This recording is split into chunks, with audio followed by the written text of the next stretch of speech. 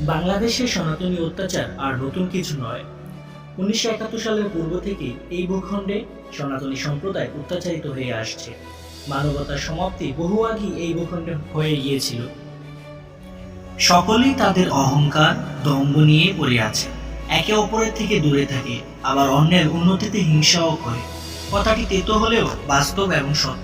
কিন্তু প্রশ্ন হলো, কেন সনাতনী সম্প্রদায় এখনো নিজেদের ভুলগুলো সংশোধন করে নিচ্ছে না? এর কারণটা কি? আমাদের সকলের আত্মসমালোচনার প্রয়োজন, নিজেদের ভুলগুলো সংশোধন করা প্রয়োজন। কিভাবে বাংলাদেশি সনাতনীরা নিজেদেরকে প্রতিষ্ঠিত করতে পারবে? আমার মতে এই প্রশ্নের চেয়েও বড় প্রশ্ন হলো, কিভাবে সনাতনী বাংলাদেশে বেঁচে থাকবে। এই সকল বিষয় নিয়েই পরবর্তী ভিডিওতে আলোচনা করব। আশা করি সকলে ভিডিওটি দেখবেন। আমাদের চ্যানেলটিকে সাবস্ক্রাইব করে নিতে ভুলবেন না। নমস্কার সকলকে।